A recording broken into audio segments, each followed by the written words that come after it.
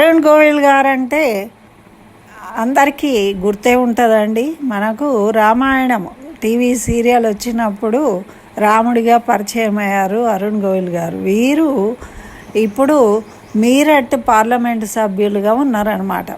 అయితే వీరు ఒకటి డిమాండ్ చేసిండ్రు సభలో. ఏంటి అంటే, దేవాలయాల్లో సీసీ కెమెరాలు ఉంటాయి